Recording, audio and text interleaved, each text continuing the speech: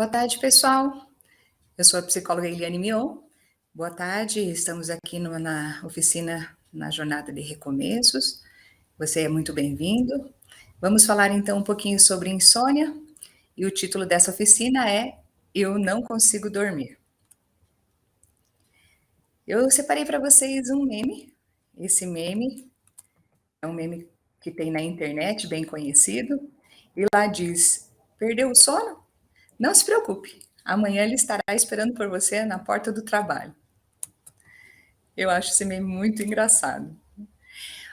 O Kaplan e Sadock são dois psiquiatras, eles escreveram o Tratado de Psiquiatria, muito famoso, e lá no Tratado de Psiquiatria tem essa frase. Essa frase é uma frase muito importante. Lá fala que o atento monitoramento do sono é uma importante parte da prática clínica, já que a sua perturbação é, frequentemente, um sintoma precoce de doença mental iminente. Então, nós entendemos na psiquiatria, na psicologia, que quando a pessoa tem uma insônia, é sinal de algum transtorno do humor vindo por aí. A definição de insônia é uma dificuldade para iniciar ou para manter o sono.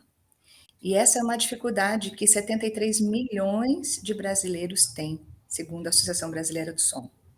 Se a gente pensar na insônia provocada por problemas emocionais, essa insônia atinge 100% da população brasileira. É muita coisa, né, pessoal?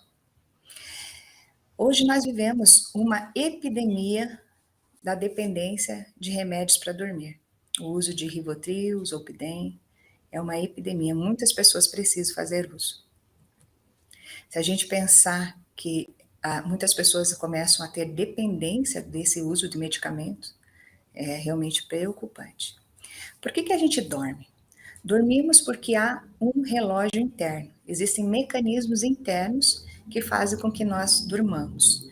Então, existe uma melatonina, que é o hormônio do sono, e ela é desencadeada após o escurecimento, após o pôr do sol, há o escurecimento da luz do dia, o sol começa a se pôr e a retina percebe a falta de luminosidade do ambiente, passa essa mensagem para os núcleos supraquiasmáticos, vai a mensagem lá para a pineal, e a pineal então começa a secreção da melatonina. Essa secreção da melatonina faz com que a gente seja preparado para adormecer. Quem estuda isso, a parte da ciência que estuda isso, está dentro da fisiologia, é a cronobiologia. A cronobiologia, então, estuda a organização temporal dos seres vivos, não só dos seres humanos, mas dos seres vivos. A melatonina, então, é considerada a agenda do nosso corpo, porque o nosso corpo, lá dentro, as células do corpo, elas só entendem se há um antes e depois da melatonina. Então, a melatonina se alterna com o cortisol e o corpo, então, sabe se há um antes e depois da melatonina, sabe se é dia ou noite por causa dessa alternância. A melatonina, ela é totalmente sensível à luminosidade. Tem algumas pessoas que são mais sensíveis à luminosidade e nós não sabemos o quanto nós somos sensíveis. Portanto, a indicação é que não tenha nenhuma luz, nem mesmo aquele pontinho da televisão que fica no quarto, ou a luz piscando quando está carregando lá do celular, para que não seja inibida a secreção de melatonina à noite. A elevação, então, da melatonina, o pico dela é às 2 horas da manhã. É muito importante que você esteja dormindo às 2 horas da manhã, para que você tenha todo o benefício da melatonina na restauração do seu sono. Ao amanhecer, a suprarrenal, então, começa a disparar cortisol para o nosso sangue. Então, começa a inibir totalmente a secreção da melatonina, e nós somos preparados, então, para acordar e para manter toda a nossa vigília, toda a nossa função acontece durante o dia, onde há cortisol no nosso sangue e não acontece mais, então, a melatonina. Essa dinâmica é considerada fundamental para a preservação da saúde. Nossa saúde, tanto física quanto mental, é preservada por causa dessa alternância entre cortisol e melatonina. O organismo se restaura para o dia, para a vigília, e a gente fica totalmente alerta e capaz de enfrentar o dia, a atenção, por causa dessa alternância. Há o fortalecimento do sistema imunológico. Eu sempre falo que numa época de de coronavírus, é muito importante que a gente esteja muito bem fortalecido imunologicamente. Fizeram um experimento com ratos, e sempre quando o ratinho entrar no sono REM, os experimentadores, os pesquisadores, eles acordavam o ratinho. Toda vez que ele entrar no sono REM, eles eram acordados. Eles viveram apenas 4 dias. Olha que importância nós entrarmos no sono REM para fazer toda essa restauração. A secreção e liberação de hormônios também acontece durante o nosso sono, principalmente da insulina, de todos os hormônios, na verdade. Mas a insulina, ela acontece essa regulação durante o sono. Então, muitas pessoas que não dormem bem, elas vão fazendo possivelmente a síndrome metabólica, diabetes, né? Essa desregulação acontece porque a pessoa não dorme bem. O ganho de peso acontece também, porque a grelina e a leptina são os hormônios da saciedade, elas também são reguladas durante o sono. Então a pessoa vai fazendo paulatinamente o ganho de peso quando ela não dorme muito bem à noite. O relaxamento da musculatura, a restauração da musculatura, a melhoria da pele, a restauração da pele, tudo acontece durante o nosso sono. Então, o pessoal, por exemplo, que malha, que quer ganhar músculo, malha durante o dia, faz o maior esforço na academia, mas não dorme bem à noite, esse pessoal não ganha massa magra, porque é durante o nosso sono que é liberado o GH. Para as crianças, o GH é extremamente importante para crescer. Então, a criança que não dorme bem e não dorme com qualidade, a criança não atinge o potencial genético de altura dela. E nós, depois que a gente termina de crescer, continua sendo importante o GH.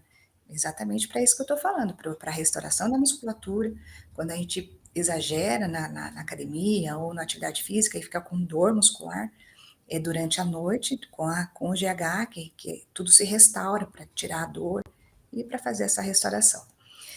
A consolidação da memória também é feita durante o dia, mas à noite há uma maior consolidação da memória. É durante a noite que a memória temporária passa para a memória permanente. E acontece o que acontece lá naquele filminho Divertidamente, né? Quando a Riley dormia, que começava as bolinhas lá a fazerem todo o trabalho, né? Indo as suas memórias para os seus lugares.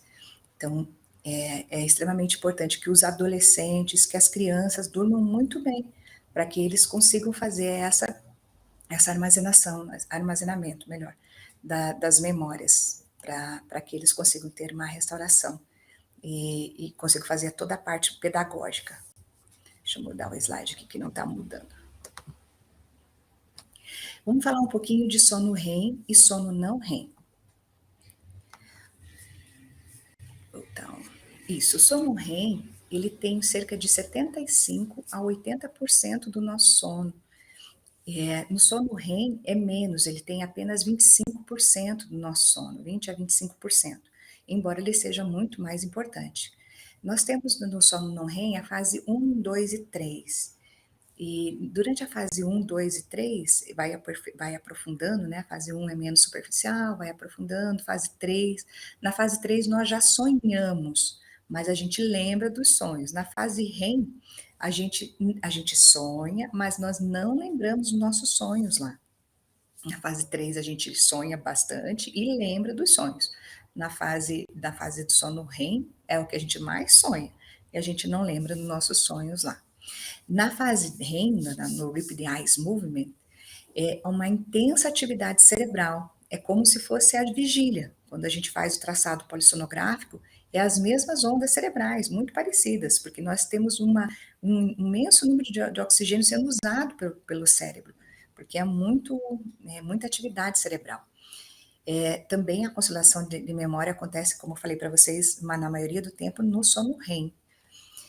A depressão e a narcolepsia fazem com que o sono REM seja diminuído. Então, tem menos tempo ainda de sono REM. Ou seja, a pessoa tem muito cansaço, falta de memória. Por quê? Porque não fica tanto tempo no sono REM. Como curiosidade, o bebezinho, até os 4 meses, ele fica só no sono REM. Ele não faz a fase 1, 2 e 3 do sono. Ele entra direto no sono REM. Pode ver que quando o bebezinho dorme, a gente já vê o olhinho dele mexendo lá dentro, né? Que coisa interessante. Por quê? Porque ele precisa desses primeiros 4 meses para fazer um intenso desenvolvimento do cérebro dele. Que coisa linda, perfeita, né? Que Deus fez com a gente. Eu quero passar o slide seguinte.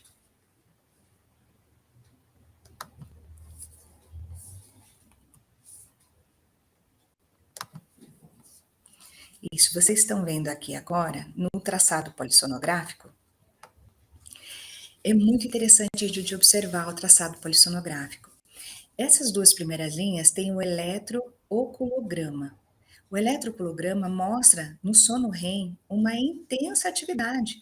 Olha que interessante, né? A onda é muito, mostra uma intensidade de atividade. No eletromiograma mostra que o sono REM nós não temos nenhuma atividade nos músculos, nada, é zero no sono REM. E no eletroencefalograma, como eu falei para vocês, uma intensa atividade, é como se estivéssemos acordados, né? Que eu acho lindo, né, a gente observar isso. Vamos passar. O que a gente pode mudar então é essa arquitetura do nosso sono? Várias coisas podem mudar essa arquitetura do sono. A cafeína e psicotrópicos são todos os medicamentos que atuam diretamente no nosso sistema nervoso central. A cafeína é um deles, né? A cafeína, ela pode não mudar a quantidade de sono, porque algumas pessoas falam para mim: "Nossa, eu tomo café e durmo tranquilamente", né? Você pode dormir a quantidade em horas, mas você não faz a qualidade de sono que deveria fazer. Por quê? Porque aquela arquitetura que eu mostrei para vocês ali, fase 1, 2, 3 e sono REM, ela fica toda mudada. Então a pessoa não faz uma qualidade de sono que deveria fazer. Os ansiosos, por exemplo, eles não deveriam fazer uso de café. Eles ficam totalmente bem mais ansiosos.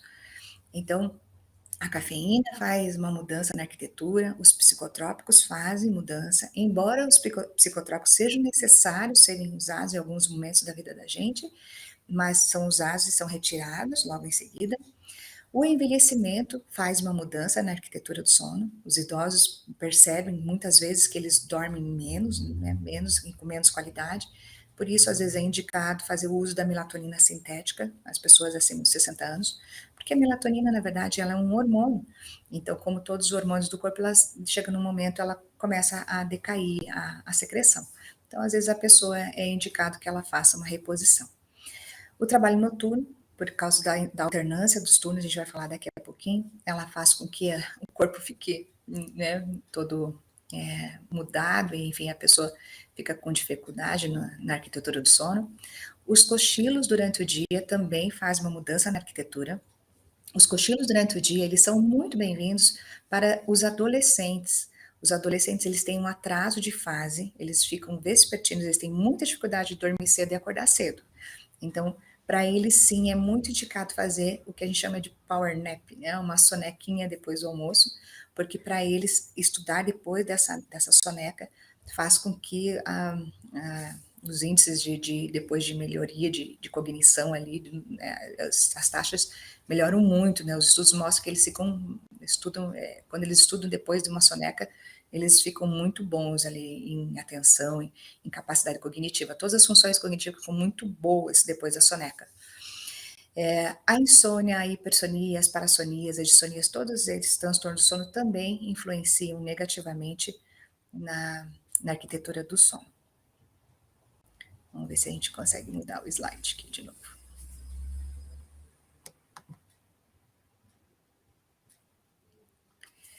Vamos falar um pouquinho então da insônia. Nós temos 3 tipos de insônia: a insônia inicial, intermediária e terminal. A insônia inicial, ela é uma demora para pegar no sono e está relacionada a estresse e ansiedade. É aquele tipo de insônia que quando você deita na cama, frita, frita, frita e não consegue pegar no sono. A intermediária, ela é um despertar no meio da noite, é uma demora para dormir de novo. A terminal, ela é caracterizada por um despertar precoce e ela é um indicativo de depressão. Há também quadros mistos de humor, né? E quando a pessoa tem ansiedade, também tem depressão, e essas insônias se confundem. A pessoa demora para pegar no sono, acorda no meio da noite, depois acorda muito cedo ainda pela manhã. Então, imagine que essa pessoa fica bem baqueada no dia seguinte, né? Fica muito sonolenta. E a pessoa pode evoluir de um tipo de insônia para outra no decorrer, né? Se a pessoa não trata, ela vai evoluindo. Eu gostaria de falar rapidamente ainda da hipersonia. A hipersonia também é um transtorno do humor que tem acometido muitas pessoas. A gente entende que a hipersonia é uma reação de evitação, quando a pessoa ela não quer encarar os problemas da sua vida e ela faz ela dorme demais, então ela deita, dorme e é como se ela tivesse morta, né. Então ela não está encarando os problemas, mas quando ela acorda os problemas estão todos ali. E muitas pessoas fazem esse tipo de transtorno do humor. E isso eu falo que é uma pegadinha, né, porque quanto mais a pessoa dorme, mais ela deprime o seu sistema nervoso central. Se a pessoa dorme mais de 12 horas por noite, ela está deprimindo o sistema nervoso central, e isso acaba levando a uma depressão piorada.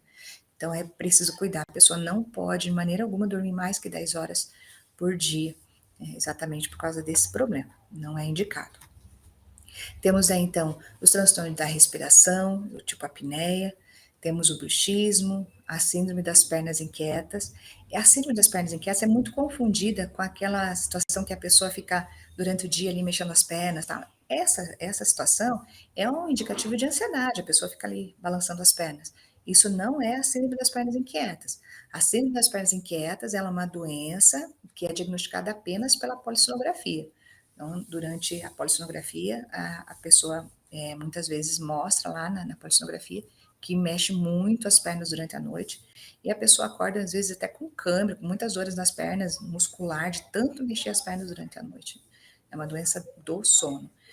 O terror noturno é uma doença das crianças, normalmente. A criança acorda gritando, chorando, meio inconsciente, os pais não conseguem acordar, é muito difícil para acalmar essa criança e em seguida ela volta a dormir. E tem o sonambulismo, que é uma doença difícil para explicar para vocês, é uma doença muito complexa.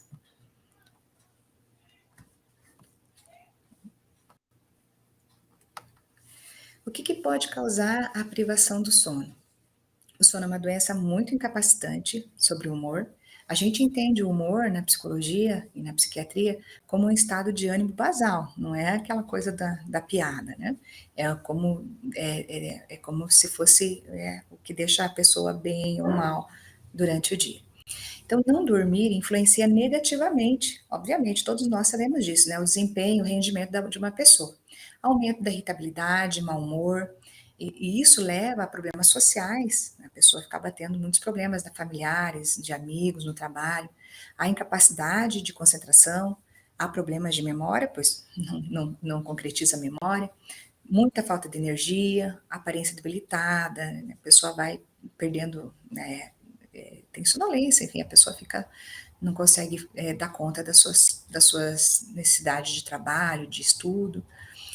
Falei já um pouquinho para vocês da ingestão alimentar aumentada, ela fica com incapacidade no dia seguinte de escolher alimentos saudáveis, exatamente pelaquela situação que eu falei para vocês da grelina da leptina, que a pessoa fica, é como se fosse um mecanismo de vou me compensar, já que eu não dormi bem à noite, então agora eu vou chutar o pau da barraca, vou escolher alimentos gordurosos e doces agora, né?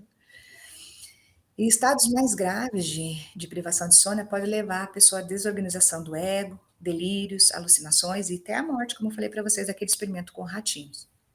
Se associa ao aumento de risco de acidente de trabalho, tem pessoas que às vezes saem da balada e vão para trabalhos perigosos com máquinas, e tem muitos acidentes, pessoas perdem partes do corpo e às vezes perdem até a própria vida. Acidentes nas rodovias, nem fale, né? Acontece bastante.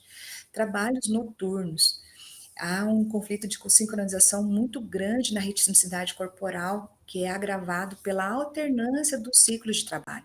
Se a pessoa trabalhasse só de noite, sempre, o corpo dela ia se regular. Ou só, né, porque a pessoa trabalha só de dia, como nós fazemos, o corpo está regulado desse jeito. Ou então, no trabalho noturno, a pessoa só trabalhar sempre, até nos finais de semana. Mas acontece que a pessoa, às vezes, no final de semana não trabalha, né, tem os dias de folga, e isso deixa o corpo totalmente enlouquecido, né? O relógio entra em parafuso lá dentro. Essas alterações, elas cronicamente realizadas, elas trazem inúmeros problemas de saúde. Eu sempre digo que é aquele percentual, aquele adicional que a pessoa ganha por trabalhar no serviço noturno, é para gastar com remédio e com médicos.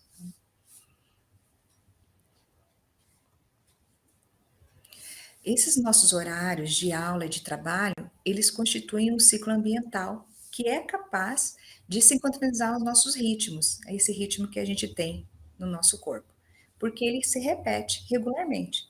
Os nossos finais de semana e as nossas férias, por exemplo, eles mostram para nós a capacidade, a inteligência do nosso organismo de administrar os tempos ambientais diferentes.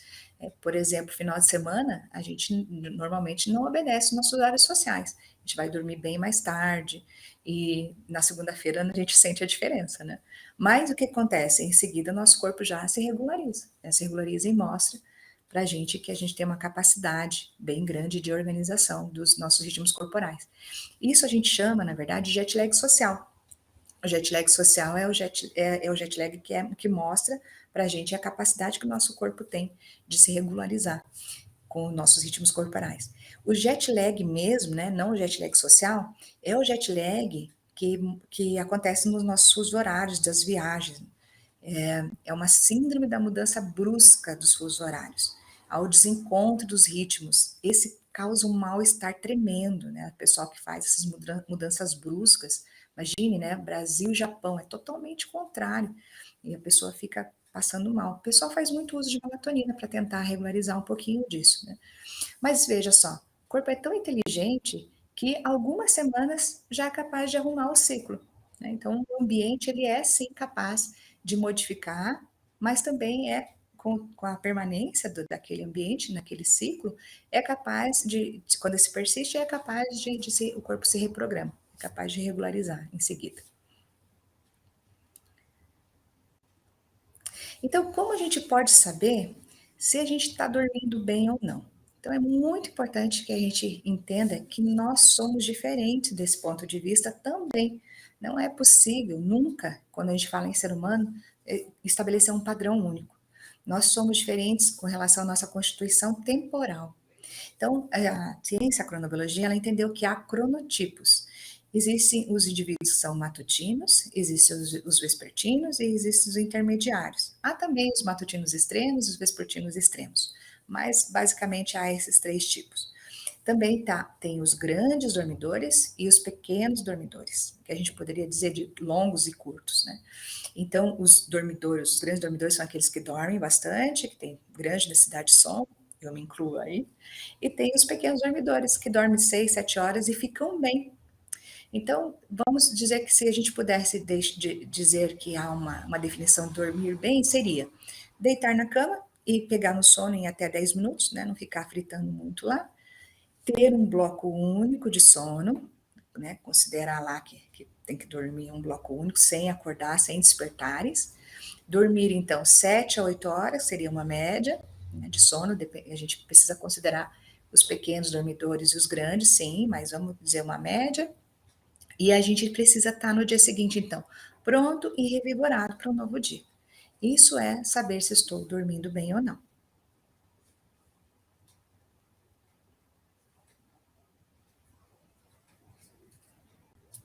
Vamos falar um pouquinho sobre higiene do sono. Dormir é uma questão de preparação para algumas pessoas.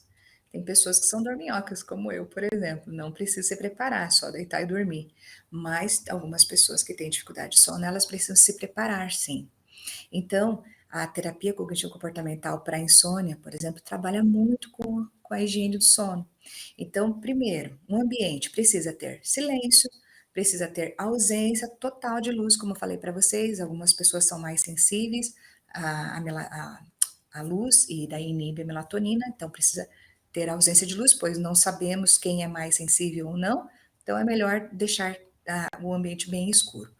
Uma cama confortável, obviamente, um travesseiro confortável, uma temperatura do quarto bem regulada, porque quando a temperatura está desregulada, a pessoa sente frio, ela superficializa o sono, ou sente calor, superficializa o sono e acorda mais facilmente. Então, uma temperatura bem reguladinha, de preferência. E deitar na cama quando for dormir, usar a cama apenas para dormir e para o relacionamento sexual, obviamente, porque a pessoa associa a cama com o dormir. Se ela usa a cama para outras atividades, assistir, ler e tal, o cérebro não aprende que o deitar e dormir na cama não associa. Então é preciso associar a cama com o dormir. Isso é bem necessário na higiene do sono. A pessoa aprendendo isso vai associar e assim vai ter maior facilidade. O que mais a gente pode aprender na higiene do sono? Desligar os dispositivos digitais 2 horas antes. É difícil, eu sei. Estamos vivendo numa sociedade que está usando o celular até a hora de dormir. Quando você desliga seu celular na hora de dormir, você está pronto para dormir, mas seu cérebro não está. Ele vai começar a secretar melatonina em cerca de 1 hora depois. Então, desligar os dispositivos 2 horas antes, por causa da questão da luminosidade, é essencial. Claro que a luminosidade de todo ambiente tem que ser diminuída 2 horas antes, não só do celular, ou da televisão, ou de qualquer dispositivo. Então, é bem importante que isso seja feito em todo o ambiente da casa, né? E quem tem dificuldade para dormir precisa da ajuda de todas as pessoas na casa. Não adianta a pessoa estar ali tentando diminuir a luminosidade da casa e todo mundo com a luz ligada, som ligado, né? Fica bem difícil, né? O estômago não pode estar muito cheio, isso todo mundo já teve uma experiência negativa desse jeito, né? Evitar doces, porque a insulina ela atrapalha a secreção de melatonina. Então, toda vez que você come um doce, o corpo primeiro vai ter que dar conta de eliminar esse doce através, né, vai ter que secretar a insulina, eliminar o doce primeiro, e aí só depois que vai ter que secretar a melatonina para você dormir. Então, é preferível que não ingira nenhum doce, porque vai diminuir, vai atrasar o sono. Exercício físico. Antes, se falava que o exercício físico à noite atrasava a fase, ou seja, atrasava o sono. Mas hoje, né, com o avanço das pesquisas, nós sabemos que para os matutinos atrasa a fase. Então, a pessoa que é matutina, ela faz uma atividade física à noite e ela perde o sono. Então, não é recomendado realmente. Mas o vespertino, quando ele faz uma atividade física à noite, ele adianta a fase. Então, para ele é bom. Então, se você é um vespertino, pode fazer uma atividade física à noite, vai ser bom para você. Estimulante, já falamos no outro slide, cafeína. Não só cafeína, não só o café, né? Mas a Coca-Cola, o chá verde, o chá preto, todos eles têm cafeína, não são bons para o sono. Esses dias eu fiz o uso de café preto, bobiei. Eu fui dormir às 4 horas da manhã. Imagina, o cérebro recheado de cafeína, não dorme, não dorme. Atividades ou conversas estressantes. Não é recomendado fazer atividades ou conversas estressantes, porque daí a pessoa fica ali ruminando, ruminando, ruminando. Ah, devia ter falado aquilo, lembrando aquilo. Pega no sono. Não tomar água depois das 20 horas aproximadamente. Cada um conhece seu corpo. Então, se você toma ali pelas 20 horas e vai fazer xixi antes de dormir, pode tomar.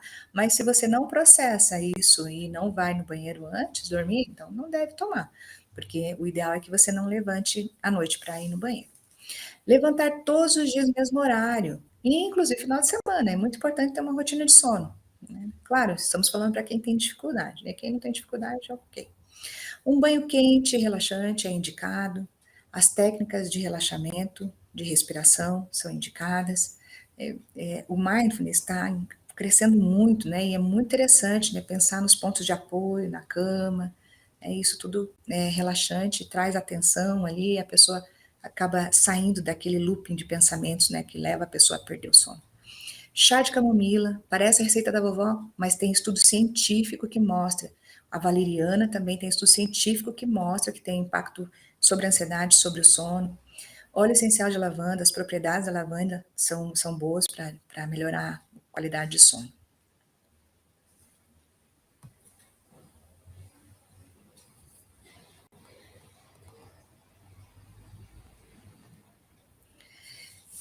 Pessoal, a saúde física e mental, ela é extremamente importante, porque ela prepara os nossos neurônios para a gente ter mais discernimento da vontade de Deus para a gente. Deus só se comunica conosco através da nossa mente. E a gente precisa ter nossa mente bem limpa. A gente precisa de saúde para isso. É muito importante que a gente durma com qualidade, para que a gente tenha a nossa mente bem limpa, bastante saúde, para que Deus se comunique com a gente. E apesar então da gente não conhecer todas as funções do nosso sono, o certo é que a gente passa 1/3 da nossa vida dormindo. E é muito importante que a gente durma com bastante qualidade. Desejo a todos que vocês durmam muito bem. Até mais. Obrigado pela atenção de todos.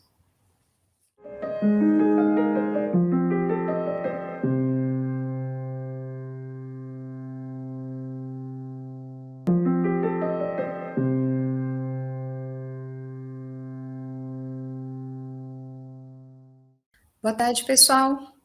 Eu sou a psicóloga Eliane Mion Boa tarde, estamos aqui na oficina na jornada de recomeços. Você é muito bem-vindo. Vamos falar então um pouquinho sobre insônia e o título dessa oficina é Eu Não Consigo Dormir. Eu separei para vocês um meme. Esse meme é um meme que tem na internet, bem conhecido, e lá diz: Perdeu o sono? Não se preocupe, amanhã ele estará esperando por você na porta do trabalho. Eu acho esse meme muito engraçado. O Kaplan e Sadock são dois psiquiatras, eles escreveram o Tratado de Psiquiatria, muito famoso, e lá no Tratado de Psiquiatria tem essa frase.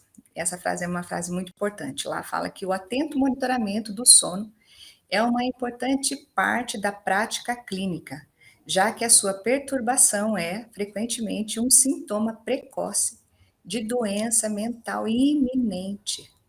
Então, nós entendemos na psiquiatria, na psicologia, que quando a pessoa tem uma insônia, é sinal de algum transtorno do humor vindo por aí. A definição de insônia é uma dificuldade para iniciar ou para manter o sono. E essa é uma dificuldade que 73 milhões de brasileiros têm, segundo a Associação Brasileira do Sono. Se a gente pensar na insônia provocada por problemas emocionais, essa insônia atinge 100% da população brasileira. É muita coisa, né, pessoal? Hoje nós vivemos uma epidemia da dependência de remédios para dormir. O uso de Rivotril, Zolpidem, é uma epidemia. Muitas pessoas precisam fazer uso. Se a gente pensar que muitas pessoas começam a ter dependência desse uso de medicamentos, é realmente preocupante. Por que a gente dorme? Dormimos porque há um relógio interno. Existem mecanismos internos que fazem com que nós durmamos.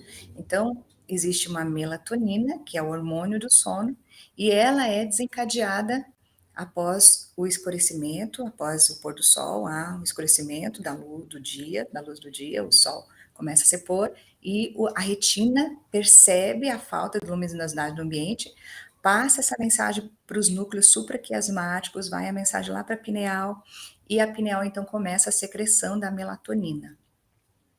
Essa secreção da melatonina faz com que a gente seja preparado para adormecer. Quem estuda isso, a parte da ciência que estuda isso, está dentro da fisiologia, é a cronobiologia. A cronobiologia, então, estuda a organização temporal dos seres vivos, não só dos seres humanos, mas dos seres vivos. A melatonina, então, é considerada a agenda do nosso corpo, porque o nosso corpo, lá dentro, as células do corpo, elas só entendem se há um antes e depois da melatonina. Então, a melatonina se alterna com o cortisol e o corpo, então, sabe se há um antes e depois da melatonina, sabe se é dia ou noite por causa dessa alternância. A melatonina, ela é totalmente sensível à luminosidade. Tem algumas pessoas que são mais sensíveis à luminosidade e nós não sabemos o quanto nós somos sensíveis. Portanto, a indicação é que não tenha nenhuma luz, nem mesmo aquele pontinho da televisão que fica no quarto ou a luz piscando quando está carregando lá do celular, para que não seja inibida a secreção de melatonina à noite. A elevação, então, da melatonina, o pico dela é às 2 horas da manhã. É muito importante que você esteja dormindo às 2 horas da manhã, para que você tenha todo o benefício da melatonina na restauração do seu sono. Ao amanhecer, a suprarrenal, então, começa a disparar cortisol para o nosso sangue. Então, começa a inibir totalmente a secreção da melatonina, e nós somos preparados, então, para acordar e para manter toda a nossa vigília, toda a nossa função acontece durante o dia, onde há cortisol no nosso sangue e não acontece mais, então, a melatonina. Essa dinâmica é considerada fundamental para a preservação da saúde. Nossa saúde, tanto física quanto mental, é preservada por causa dessa alternância entre cortisol e melatonina. O organismo se restaura para o dia, para a vigília, e a gente fica totalmente alerta e capaz de enfrentar o dia, a atenção, por causa dessa alternância. Há o fortalecimento do sistema imunológico. Eu sempre falo que numa época de coronavírus, é muito importante que a gente esteja muito bem fortalecido imunologicamente, Fizeram um experimento com ratos, e sempre quando o ratinho ia entrar no sono REM, os experimentadores, os pesquisadores, eles acordavam o ratinho. Toda vez que ele entrar no sono REM, eles eram acordados. Eles viveram apenas 4 dias. Olha que importância nós entrarmos no sono REM para fazer toda essa restauração. A secreção e liberação de hormônios também acontece durante o nosso sono, principalmente da insulina, de todos os hormônios, na verdade. Mas a insulina, ela acontece essa regulação durante o sono. Então, muitas pessoas que não dormem bem, elas vão fazendo possivelmente a síndrome metabólica, diabetes, né? Essa desregulação acontece porque a pessoa não dorme bem. O ganho de peso acontece também, porque a grelina e a leptina são os hormônios da saciedade, elas também são regulados durante o sono. Então a pessoa vai fazendo paulatinamente o ganho de peso quando ela não dorme muito bem à noite. O relaxamento da musculatura, a restauração da musculatura, a melhoria da pele, a restauração da pele, tudo acontece durante o nosso sono. Então, o pessoal, por exemplo, que malha, que quer ganhar músculo, malha durante o dia, faz o maior esforço na academia, mas não dorme bem à noite, esse pessoal não ganha massa magra, porque é durante o nosso sono que é liberado o GH. Para as crianças, o GH é extremamente importante para crescer. Então, a criança que não dorme bem e não dorme com qualidade, a criança não atinge o potencial genético de altura dela. E nós, depois que a gente termina de crescer, continua sendo importante o GH. Exatamente para isso que eu estou falando, para a restauração da musculatura, quando a gente exagera na academia ou na atividade física e fica com dor muscular, é durante a noite, com o GH, que tudo se restaura para tirar a dor e para fazer essa restauração. A consolidação da memória também é feita durante o dia, mas à noite há uma maior consolidação da memória. É durante a noite que a memória temporária passa para a memória permanente. E acontece o que acontece lá naquele filminho Divertidamente, né? Quando a Riley dormia, que começava as bolinhas lá a fazerem todo o trabalho, né? Indo as suas memórias para os seus lugares. Então, é extremamente importante que os adolescentes, que as crianças durmam muito bem, para que eles consigam fazer essa armazenamento, melhor, das memórias, para que eles consigam ter uma restauração e consigam fazer toda a parte pedagógica. Deixa eu mudar o slide aqui que não está mudando. Vamos falar um pouquinho de sono REM e sono não REM. Então, isso, o sono REM, ele tem cerca de 75 a 80% do nosso sono. No sono REM é menos, ele tem apenas 25% do nosso sono, 20 a 25%, embora ele seja muito mais importante. Nós temos no sono não REM a fase 1, 2 e 3. E durante a fase 1, 2 e 3, vai aprofundando, né? A fase 1 é menos superficial, vai aprofundando, fase 3. Na fase 3 nós já sonhamos, mas a gente lembra dos sonhos. Na fase REM, a gente, a gente sonha, mas nós não lembramos dos nossos sonhos lá. Na fase 3 a gente sonha bastante e lembra dos sonhos. Da fase do sono REM é o que a gente mais sonha, e a gente não lembra dos nossos sonhos lá. Na fase REM, no Rapid Eye Movement, é uma intensa atividade cerebral. É como se fosse a vigília. Quando a gente faz o traçado polissonográfico, é as mesmas ondas cerebrais, muito parecidas, porque nós temos um imenso número de oxigênio sendo usado pelo cérebro, porque muita atividade cerebral. Também a conciliação de memória acontece, como eu falei para vocês, na maioria do tempo no sono REM. A depressão e a narcolepsia fazem com que o sono REM seja diminuído. Então, tem menos tempo ainda de sono REM. Ou seja, a pessoa tem muito cansaço, falta de memória. Por quê? Porque não fica tanto tempo no sono REM. Como curiosidade, o bebezinho, até os 4 meses, ele fica só no sono REM. Ele não faz a fase 1, 2 e 3 do sono. Ele entra direto no sono REM. Pode ver que quando o bebezinho dorme, a gente já vê o olhinho dele mexendo lá dentro, né? Que coisa interessante. Por quê? Porque ele precisa desses primeiros 4 meses para fazer um intenso desenvolvimento do cérebro dele. Que coisa linda, perfeita, né? Que Deus fez com a gente. Eu quero passar o slide seguinte.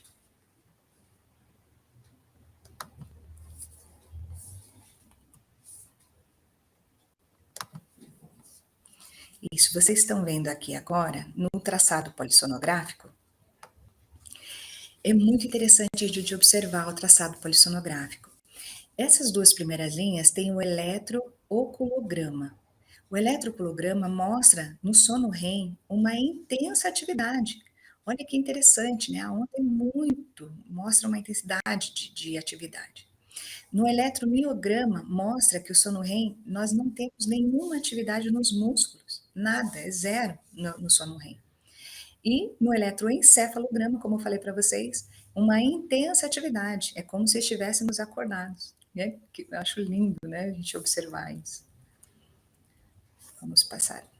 O que a gente pode mudar então é essa arquitetura do nosso sono? Várias coisas podem mudar essa arquitetura do sono. A cafeína e psicotrópicos são todos os medicamentos que atuam diretamente no nosso sistema nervoso central. A cafeína é um deles, né? A cafeína, ela pode não mudar a quantidade de sono, porque algumas pessoas falam para mim: "Nossa, eu tomo café e durmo tranquilamente", né? Você pode dormir a quantidade em horas, mas você não faz a qualidade de sono que deveria fazer. Por quê? Porque aquela arquitetura que eu mostrei para vocês ali, fase 1, 2, 3 e sono REM, ela fica toda mudada. Então a pessoa não faz uma qualidade de sono que deveria fazer. Os ansiosos, por exemplo, eles não deveriam fazer uso de café. Eles ficam totalmente bem mais ansiosos. Então, a cafeína faz uma mudança na arquitetura, os psicotrópicos fazem mudança, embora os psicotrópicos sejam necessários serem usados em alguns momentos da vida da gente, mas são usados e são retirados logo em seguida. O envelhecimento faz uma mudança na arquitetura do sono. Os idosos percebem muitas vezes que eles dormem menos, né, menos e com menos qualidade. Por isso, às vezes é indicado fazer o uso da melatonina sintética, as pessoas acima de 60 anos, porque a melatonina, na verdade, ela é um hormônio. Então, como todos os hormônios do corpo, ela chega num momento, ela começa a decair a secreção. Então, às vezes a pessoa é indicado que ela faça uma reposição. O trabalho noturno, por causa da alternância dos turnos, a gente vai falar daqui a pouquinho, ela faz com que o corpo fique, né, todo mudado, e, enfim, a pessoa fica com dificuldade na arquitetura do sono. Os cochilos durante o dia também faz uma mudança na arquitetura. Os cochilos durante o dia, eles são muito bem-vindos para os adolescentes. Os adolescentes, eles têm um atraso de fase, eles ficam vespertinos, eles têm muita dificuldade de dormir cedo e acordar cedo. Então, para eles sim é muito indicado fazer o que a gente chama de power nap, né? Uma sonequinha depois do almoço, porque para eles estudar depois dessa soneca faz com que os índices depois de melhoria de cognição ali, né, as taxas melhoram muito, né? Os estudos mostram que eles estudam, quando eles estudam depois de uma soneca, eles ficam muito bons ali em atenção, em capacidade cognitiva. Todas as funções cognitivas ficam muito boas depois da soneca. A insônia, a hipersonia, as parassonias, as dissonias, todos esses transtornos do sono também influenciam negativamente na arquitetura do sono. Vamos ver se a gente consegue mudar o slide aqui de novo.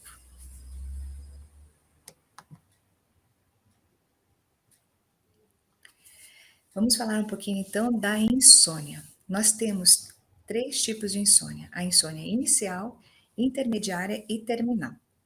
A insônia inicial, ela é uma demora para pegar no sono e está relacionada a estresse e ansiedade. É aquele tipo de insônia que quando você deita na cama, frita, frita, frita e não consegue pegar no sono. A intermediária, ela é um despertar no meio da noite, é uma demora para dormir de novo.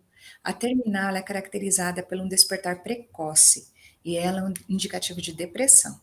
Há também quadros mistos de humor, né? E quando a pessoa tem ansiedade, também tem depressão, e essas insônias se confundem. A pessoa demora para pegar no sono, acorda no meio da noite, depois acorda muito cedo ainda pela manhã. Então, imagine que essa pessoa fica bem baqueada no dia seguinte, né? Fica muito sonolenta. E a pessoa pode evoluir de um tipo de insônia para outra no decorrer, né? Se a pessoa não trata, ela vai evoluindo. Eu gostaria de falar rapidamente ainda da hipersonia. A hipersonia também é um transtorno do humor que tem acometido muitas pessoas. A gente entende que a hipersonia é uma reação de evitação, quando a pessoa ela não quer encarar os problemas da sua vida e ela faz ela dorme demais, então ela deita, dorme e é como se ela tivesse morta, né. Então ela não está encarando os problemas, mas quando ela acorda os problemas estão todos ali. E muitas pessoas fazem esse tipo de transtorno do humor. E isso eu falo que é uma pegadinha, né, porque quanto mais a pessoa dorme, mais ela deprime o seu sistema nervoso central. Se a pessoa dorme mais de 12 horas por noite, ela está deprimindo o sistema nervoso central, e isso acaba levando uma depressão piorada. Então é preciso cuidar, a pessoa não pode de maneira alguma dormir mais que 10 horas por dia, exatamente por causa desse problema, não é indicado. Temos aí, então, os transtornos da respiração, do tipo apneia, temos o bruxismo, a síndrome das pernas inquietas. E a síndrome das pernas inquietas é muito confundida com aquela situação que a pessoa fica durante o dia ali mexendo as pernas, tal. Essa situação é um indicativo de ansiedade, a pessoa fica ali balançando as pernas. Isso não é a síndrome das pernas inquietas. A síndrome das pernas inquietas, ela é uma doença que é diagnosticada apenas pela polissonografia. Então, durante a polissonografia, a pessoa muitas vezes mostra lá na polissonografia que mexe muito as pernas durante a noite e a pessoa acorda às vezes até com câimbra, com muitas dores nas pernas, muscular, de tanto mexer as pernas durante a noite. É uma doença do sono. O terror noturno é uma doença das crianças, normalmente. A criança acorda gritando, chorando, meio inconsciente, os pais não conseguem acordar, é muito difícil para acalmar essa criança e em seguida ela volta a dormir. E tem o sonambulismo, que é uma doença difícil para explicar para vocês, é uma doença muito complexa.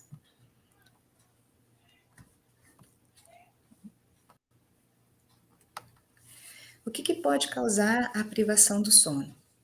O sono é uma doença muito incapacitante sobre o humor.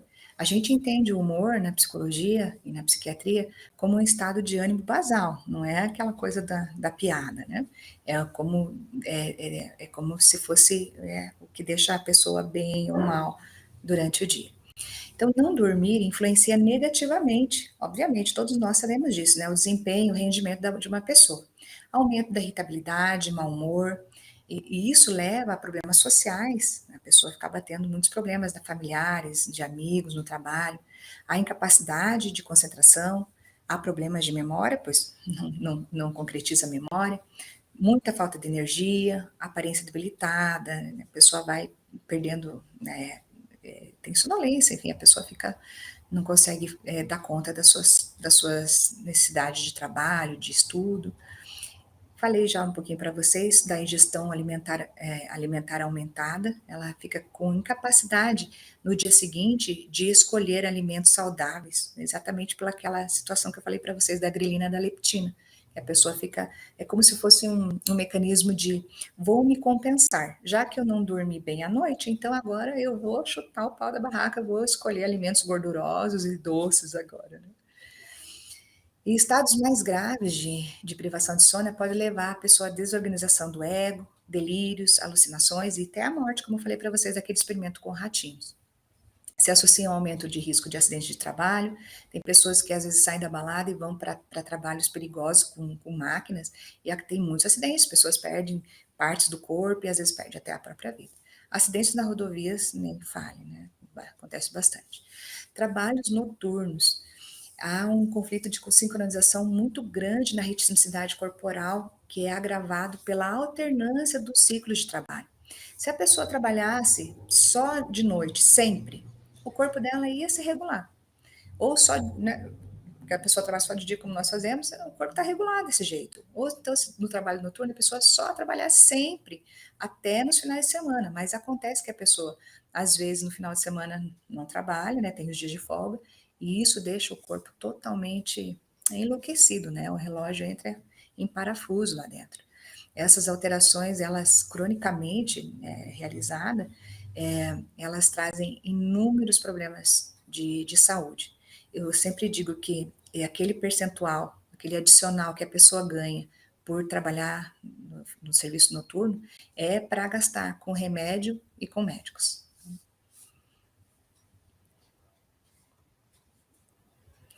Esses nossos horários de aula e de trabalho, eles constituem um ciclo ambiental que é capaz de sincronizar os nossos ritmos, é esse ritmo que a gente tem no nosso corpo, porque ele se repete regularmente.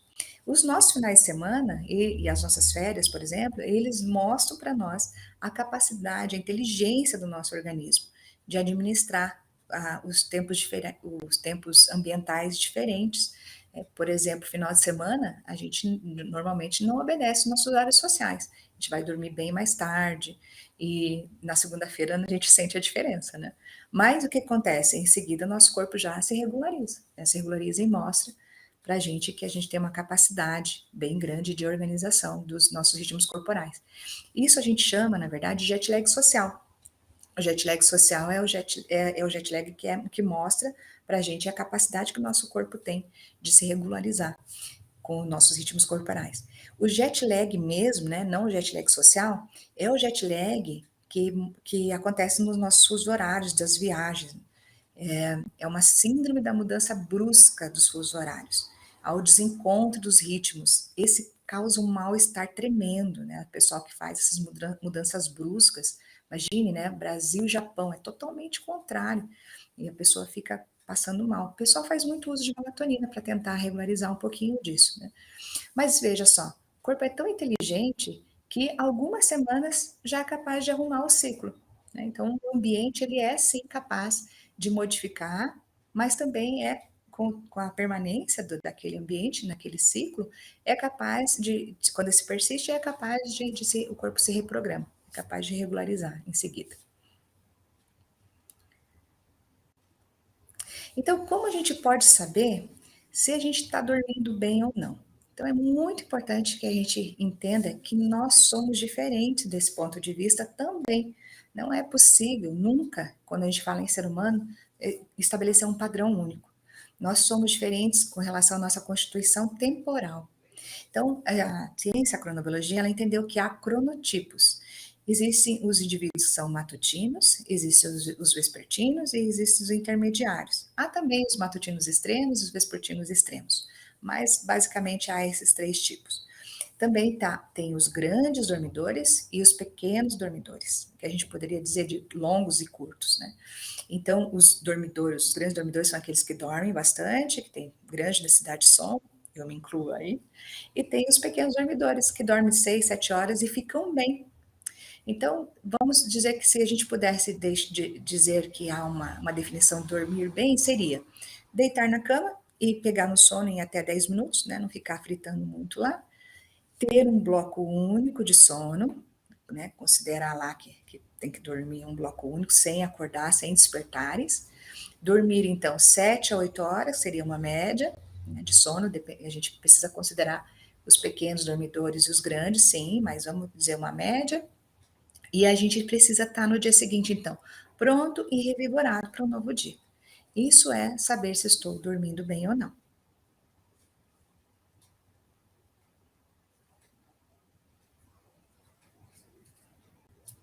Vamos falar um pouquinho sobre higiene do sono.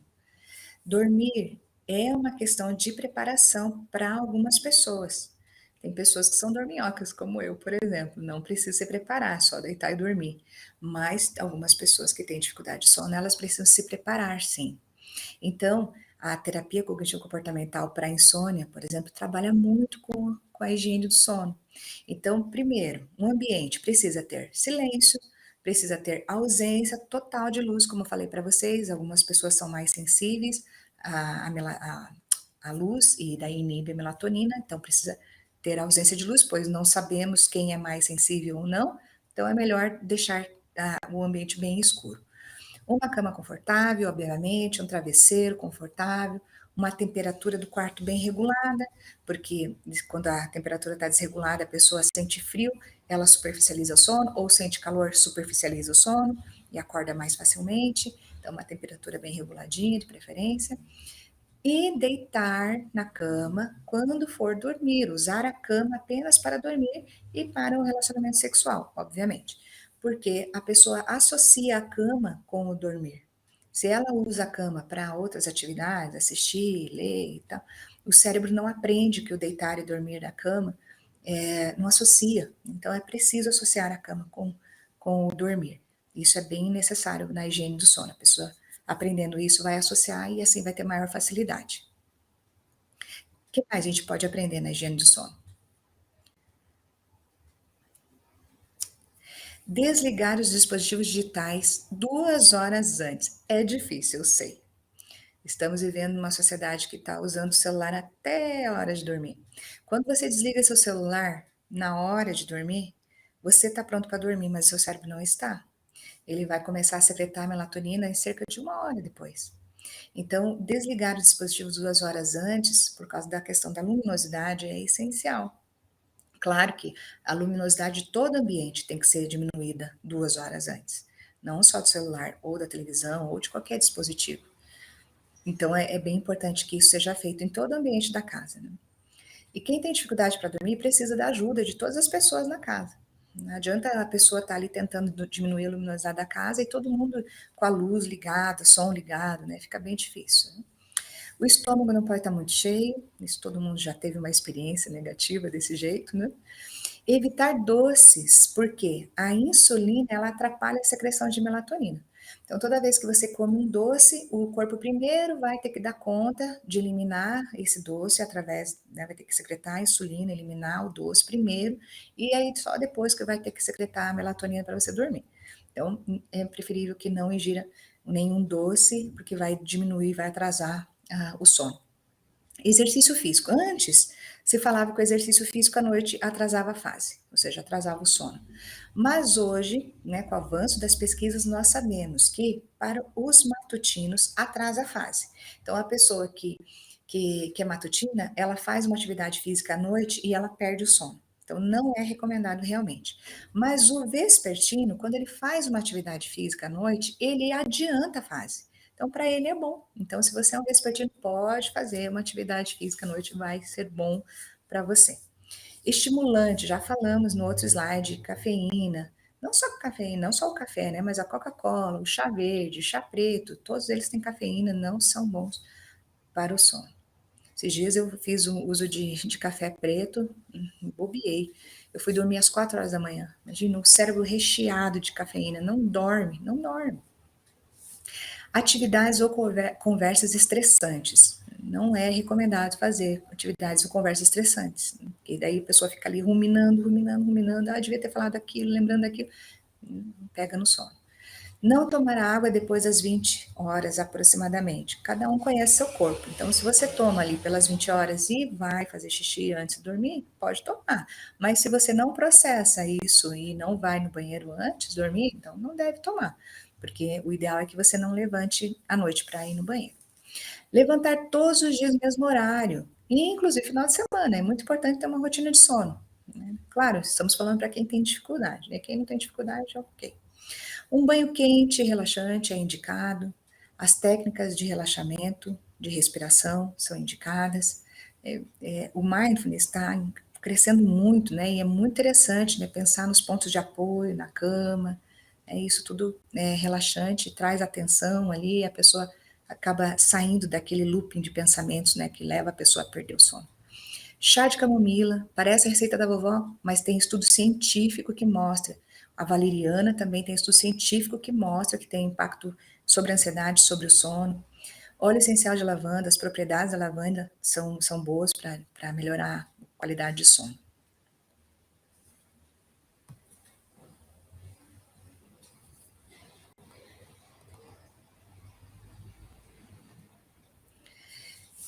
Pessoal, a saúde física e mental, ela é extremamente importante, porque ela prepara os nossos neurônios para a gente ter mais discernimento da vontade de Deus para a gente. Deus só se comunica conosco através da nossa mente. E a gente precisa ter nossa mente bem limpa. A gente precisa de saúde para isso. É muito importante que a gente durma com qualidade, para que a gente tenha a nossa mente bem limpa, bastante saúde, para que Deus se comunique com a gente. E apesar então da gente não conhecer todas as funções do nosso sono, o certo é que a gente passa 1/3 da nossa vida dormindo. E é muito importante que a gente durma com bastante qualidade. Desejo a todos que vocês durmam muito bem.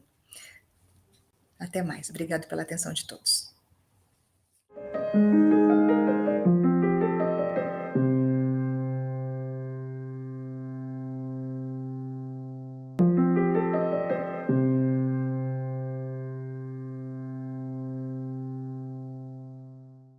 Boa tarde, pessoal. Eu sou a psicóloga Eliane Mion Boa tarde, estamos aqui na oficina na jornada de recomeços. Você é muito bem-vindo. Vamos falar então um pouquinho sobre insônia e o título dessa oficina é Eu Não Consigo Dormir. Eu separei para vocês um meme. Esse meme é um meme que tem na internet, bem conhecido, e lá diz: Perdeu o sono? Não se preocupe, amanhã ele estará esperando por você na porta do trabalho.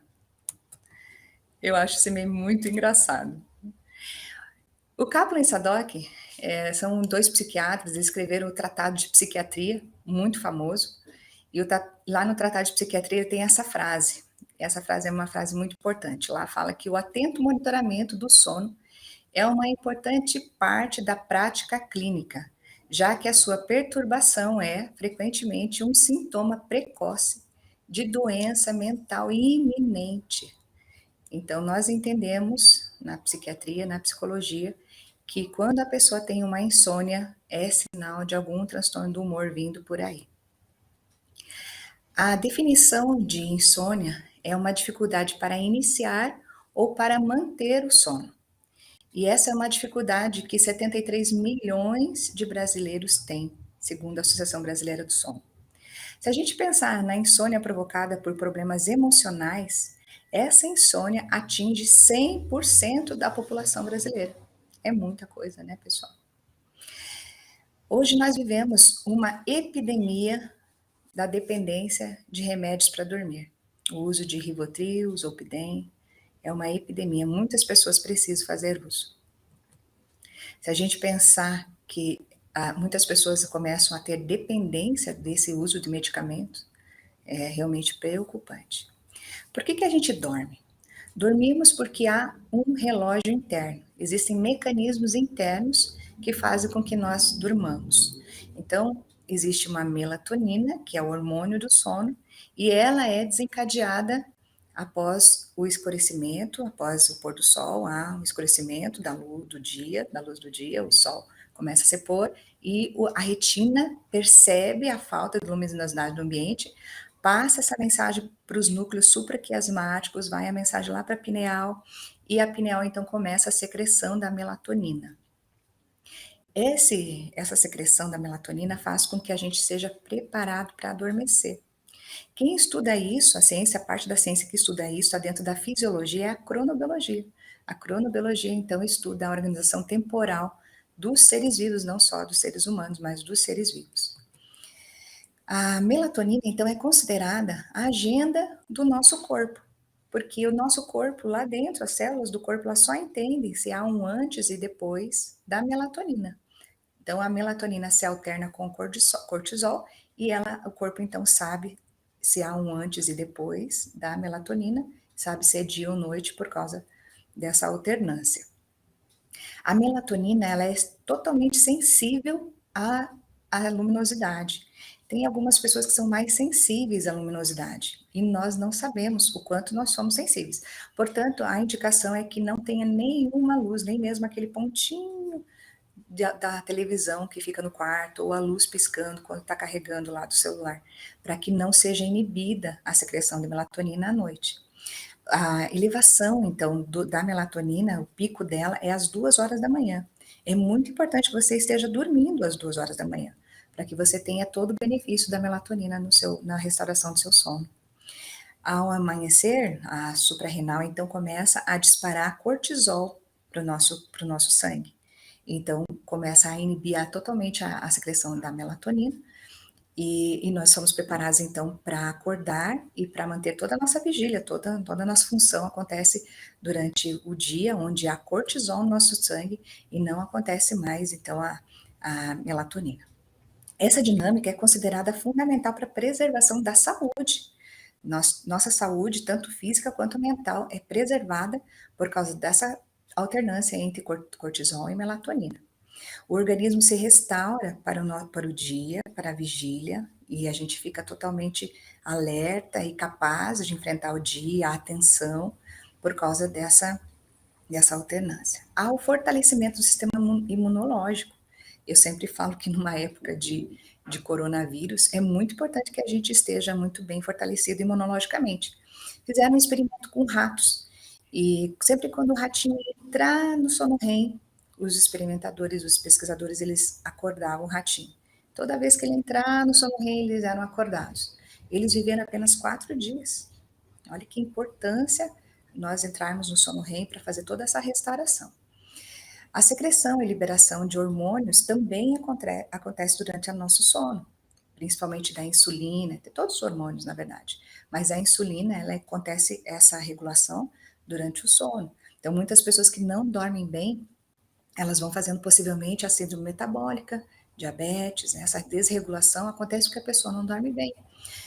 O ganho de peso acontece também, porque a grelina e a leptina são os hormônios da saciedade, elas também são regulados durante o sono.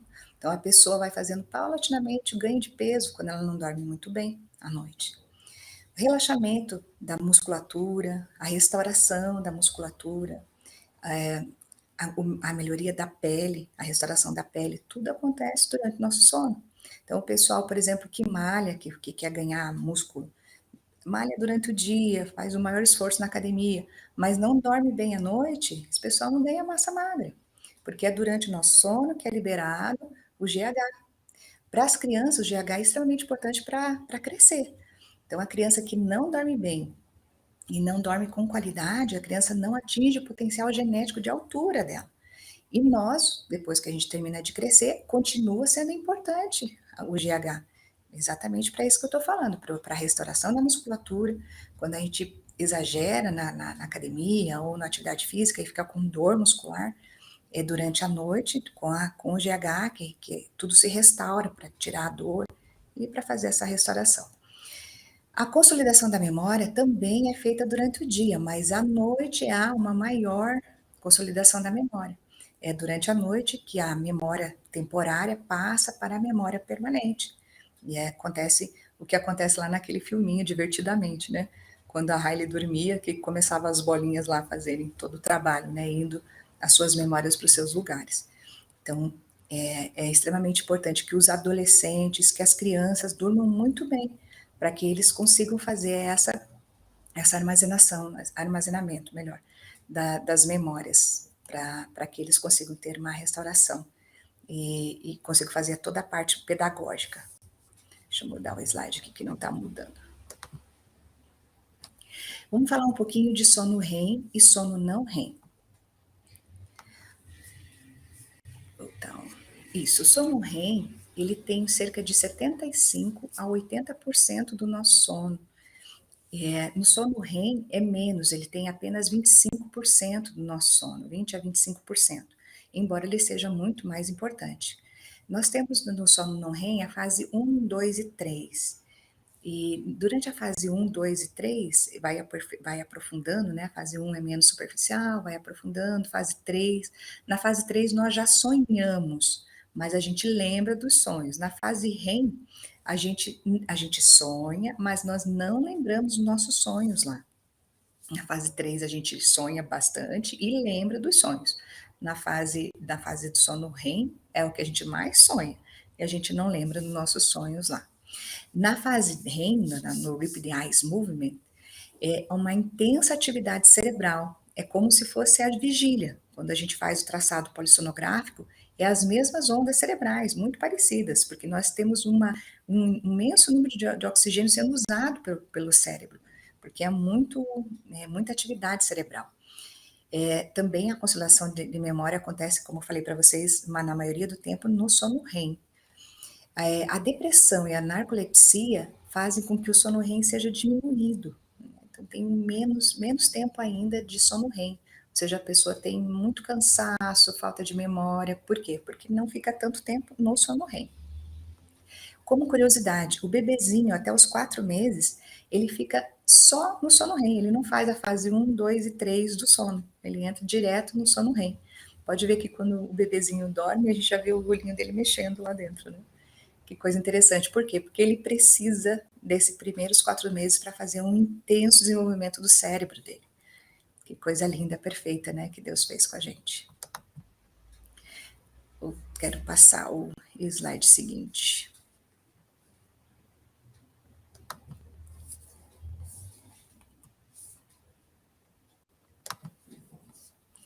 Isso, vocês estão vendo aqui agora, no traçado polissonográfico, é muito interessante de observar o traçado polissonográfico. Essas duas primeiras linhas têm o eletrooculograma. O eletrooculograma mostra no sono REM uma intensa atividade. Olha que interessante, né? A onda é muito, mostra uma intensidade de atividade.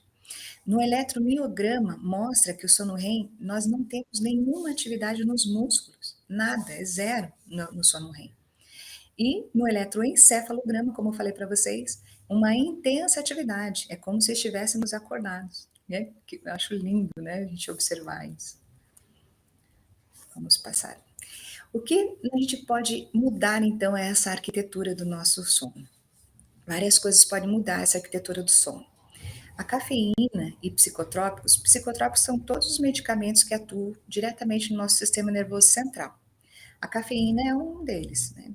A cafeína, ela pode não mudar a quantidade de sono, porque algumas pessoas falam para mim: "Nossa, eu tomo café e durmo tranquilamente", né? Você pode dormir a quantidade em horas, mas você não faz a qualidade de sono que deveria fazer. Por quê? Porque aquela arquitetura que eu mostrei para vocês ali, fase 1, 2, 3 e sono REM, ela fica toda mudada. Então a pessoa não faz uma qualidade de sono que deveria fazer. Os ansiosos, por exemplo, eles não deveriam fazer uso de café. Eles ficam totalmente bem mais ansiosos. Então, a cafeína faz uma mudança na arquitetura, os psicotrópicos fazem mudança, embora os psicotrópicos sejam necessários serem usados em alguns momentos da vida da gente, mas são usados e são retirados logo em seguida. O envelhecimento faz uma mudança na arquitetura do sono. Os idosos percebem muitas vezes que eles dormem menos, né, menos e com menos qualidade. Por isso, às vezes é indicado fazer o uso da melatonina sintética, as pessoas acima de 60 anos, porque a melatonina, na verdade, ela é um hormônio. Então, como todos os hormônios do corpo, ela chega num momento, ela começa a decair a secreção. Então, às vezes a pessoa é indicado que ela faça uma reposição.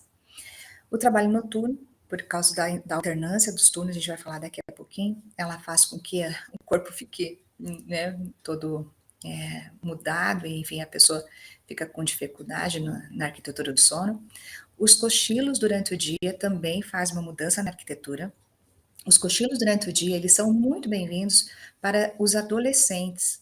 Os adolescentes, eles têm um atraso de fase, eles ficam vespertinos, eles têm muita dificuldade de dormir cedo e acordar cedo. Então, para eles, sim, é muito indicado fazer o que a gente chama de power nap, né? Uma sonequinha depois do almoço, porque para eles, estudar depois dessa soneca faz com que os índices depois de melhoria de cognição ali, né, as taxas melhoram muito, né? Os estudos mostram que eles quando eles estudam depois de uma soneca, eles ficam muito bons ali em atenção, em capacidade cognitiva. Todas as funções cognitivas ficam muito boas depois da soneca. A insônia, a hipersonia, as parassonias, as dissonias, todos esses transtornos do sono também influenciam negativamente na arquitetura do sono. Vamos ver se a gente consegue mudar o slide aqui de novo.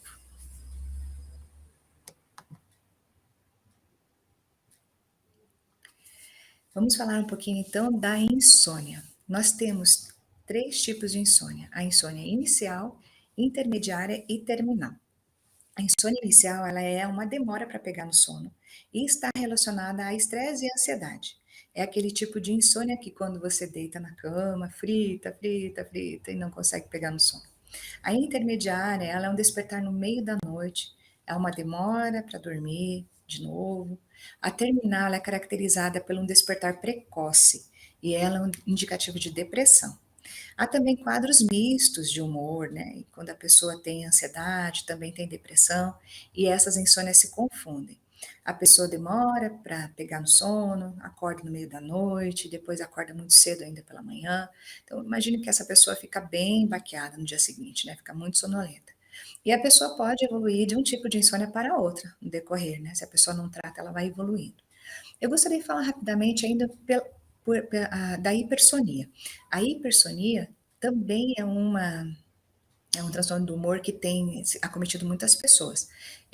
A gente entende que a hipersonia é uma É uma reação de evitação, quando a pessoa, ela não quer encarar os problemas da sua vida e ela faz ela dorme demais. Então ela deita, dorme e é como se ela tivesse morta, né.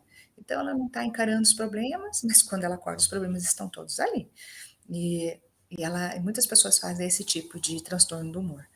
E isso eu falo que é uma pegadinha, né, porque quanto mais a pessoa dorme, mais ela deprime o seu sistema nervoso central. Se a pessoa dorme mais de 12 horas por noite, ela está deprimindo o sistema nervoso central, e isso acaba levando uma depressão piorada. Então é preciso cuidar, a pessoa não pode de maneira alguma dormir mais que 10 horas por dia, exatamente por causa desse problema, não é indicado. Temos aí então os transtornos da respiração, do tipo apneia, temos o bruxismo, a síndrome das pernas inquietas. E a síndrome das pernas inquietas é muito confundida com aquela situação que a pessoa fica durante o dia ali mexendo as pernas, tal. Essa situação é um indicativo de ansiedade, a pessoa fica ali balançando as pernas. Isso não é a síndrome das pernas inquietas. A síndrome das pernas inquietas, ela é uma doença que é diagnosticada apenas pela polissonografia. Então, durante a polissonografia, a pessoa muitas vezes mostra lá na polissonografia que mexe muito as pernas durante a noite e a pessoa acorda às vezes até com câimbra, com muitas dores nas pernas, muscular, de tanto mexer as pernas durante a noite. É uma doença do sono. O terror noturno é uma doença das crianças, normalmente. A criança acorda gritando, chorando, meio inconsciente, os pais não conseguem acordar, é muito difícil para acalmar essa criança e em seguida ela volta a dormir. E tem o sonambulismo, que é uma doença difícil para explicar para vocês, é uma doença muito complexa.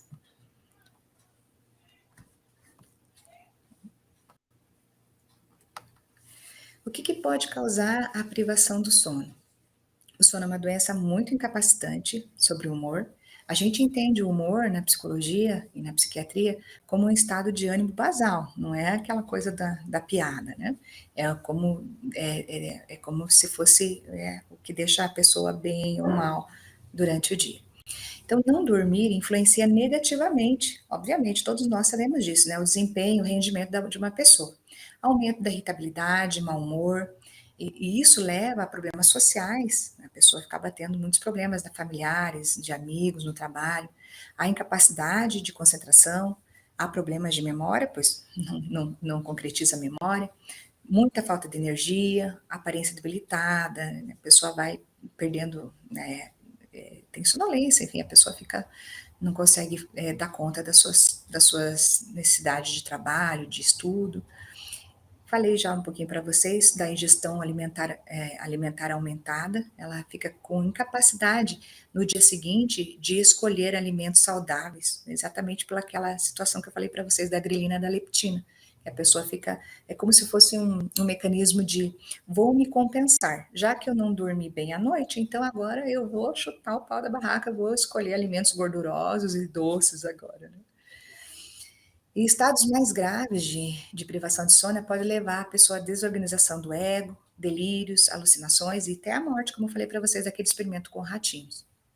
Se associa ao aumento de risco de acidente de trabalho, tem pessoas que às vezes saem da balada e vão para trabalhos perigosos com máquinas, e tem muitos acidentes, pessoas perdem partes do corpo e às vezes perdem até a própria vida.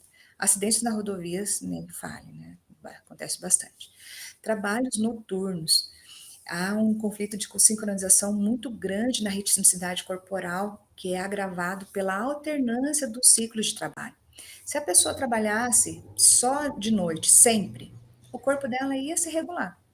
Ou só, né, porque a pessoa trabalha só de dia, como nós fazemos, o corpo está regulado desse jeito. Ou então, no trabalho noturno, a pessoa só trabalhar sempre, até nos finais de semana. Mas acontece que a pessoa, às vezes, no final de semana não trabalha, né, tem os dias de folga, e isso deixa o corpo totalmente enlouquecido, né? O relógio entra em parafuso lá dentro. Essas alterações, elas cronicamente realizadas, elas trazem inúmeros problemas de saúde. Eu sempre digo que é aquele percentual, aquele adicional que a pessoa ganha por trabalhar no serviço noturno, é para gastar com remédio e com médicos.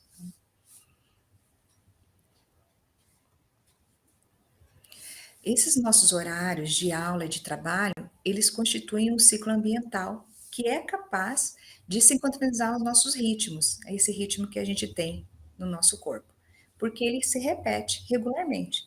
Os nossos finais de semana e as nossas férias, por exemplo, eles mostram para nós a capacidade, a inteligência do nosso organismo de administrar os tempos ambientais diferentes. Por exemplo, final de semana, a gente normalmente não obedece nossos horários sociais. A gente vai dormir bem mais tarde e na segunda-feira a gente sente a diferença, né? Mas o que acontece? Em seguida, nosso corpo já se regulariza, né? Se regulariza e mostra para a gente que a gente tem uma capacidade bem grande de organização dos nossos ritmos corporais. Isso a gente chama, na verdade, de jet lag social.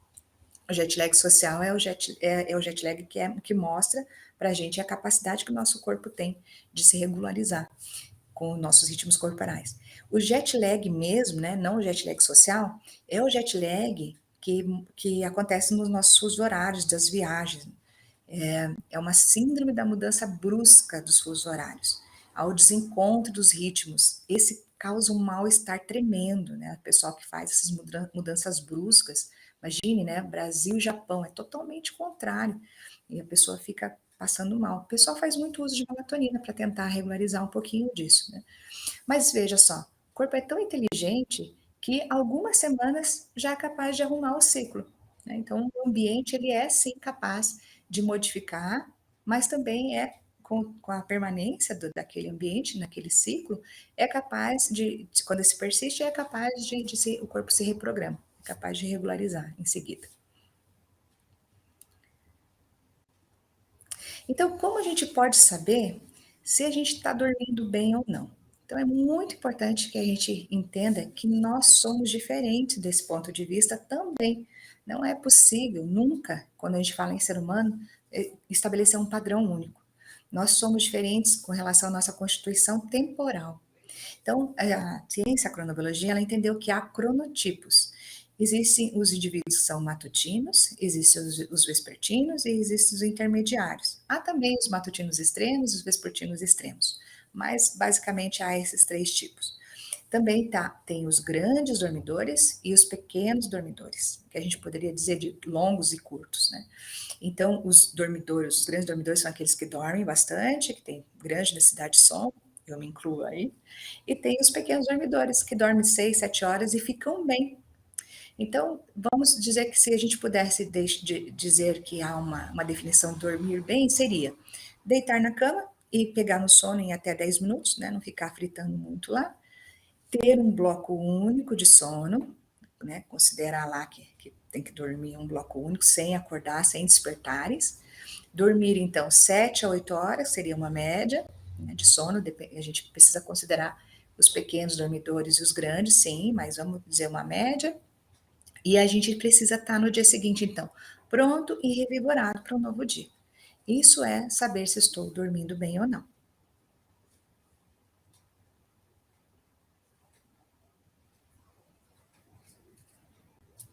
Vamos falar um pouquinho sobre higiene do sono. Dormir é uma questão de preparação para algumas pessoas. Tem pessoas que são dorminhocas, como eu, por exemplo, não precisa se preparar, só deitar e dormir. Mas algumas pessoas que têm dificuldade de sono, elas precisam se preparar, sim. Então, a terapia cognitivo-comportamental para insônia, por exemplo, trabalha muito com a higiene do sono. Então, primeiro, um ambiente precisa ter silêncio, precisa ter ausência total de luz, como eu falei para vocês, algumas pessoas são mais sensíveis à luz e daí inibe a melatonina, então precisa ter ausência de luz, pois não sabemos quem é mais sensível ou não, então é melhor deixar o ambiente bem escuro. Uma cama confortável, obviamente, um travesseiro confortável, uma temperatura do quarto bem regulada, porque quando a temperatura está desregulada, a pessoa sente frio, ela superficializa o sono, ou sente calor, superficializa o sono e acorda mais facilmente. Então, uma temperatura bem reguladinha, de preferência. E deitar na cama quando for dormir, usar a cama apenas para dormir e para o relacionamento sexual, obviamente, porque a pessoa associa a cama com o dormir. Se ela usa a cama para outras atividades, assistir, ler e tal, o cérebro não aprende que o deitar e dormir na cama não associa. Então é preciso associar a cama com o dormir. Isso é bem necessário na higiene do sono. A pessoa aprendendo isso vai associar e assim vai ter maior facilidade. O que mais a gente pode aprender na higiene do sono?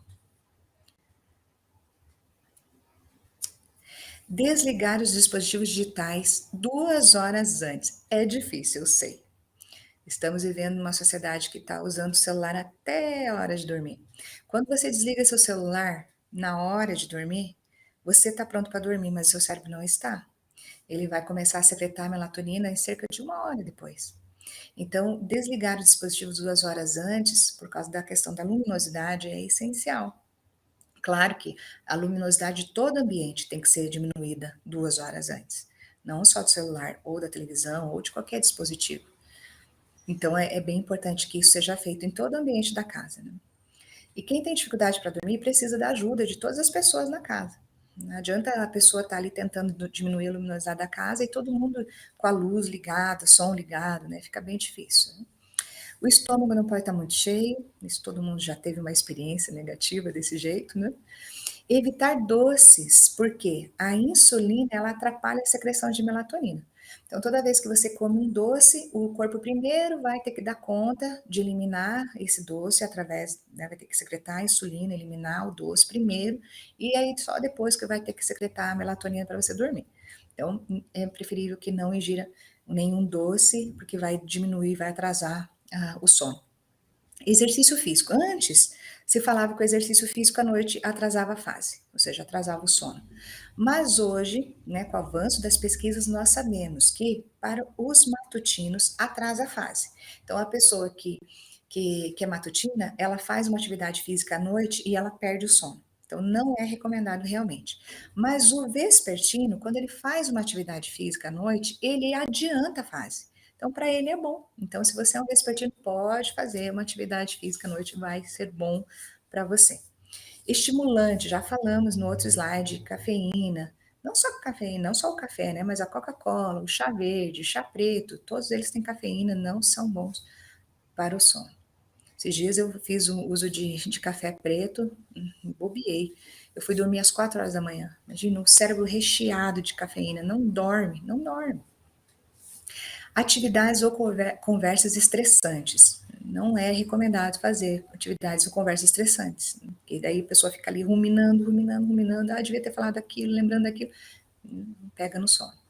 Não tomar água depois das 20 horas aproximadamente. Cada um conhece seu corpo. Então, se você toma ali pelas 20 horas e vai fazer xixi antes de dormir, pode tomar.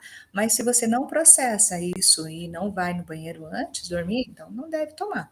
Porque o ideal é que você não levante à noite para ir no banheiro. Levantar todos os dias no mesmo horário, inclusive final de semana. É muito importante ter uma rotina de sono, né? Claro, estamos falando para quem tem dificuldade, né? Quem não tem dificuldade, ok. Um banho quente e relaxante é indicado. As técnicas de relaxamento, de respiração são indicadas. O mindfulness está crescendo muito, né? E é muito interessante, né? Pensar nos pontos de apoio, na cama. Isso tudo é relaxante, traz atenção ali, a pessoa acaba saindo daquele looping de pensamentos, né? Que leva a pessoa a perder o sono. Chá de camomila, parece a receita da vovó, mas tem estudo científico que mostra. A valeriana também tem estudo científico que mostra que tem impacto sobre a ansiedade, sobre o sono. Óleo essencial de lavanda, as propriedades da lavanda são boas para melhorar a qualidade de sono.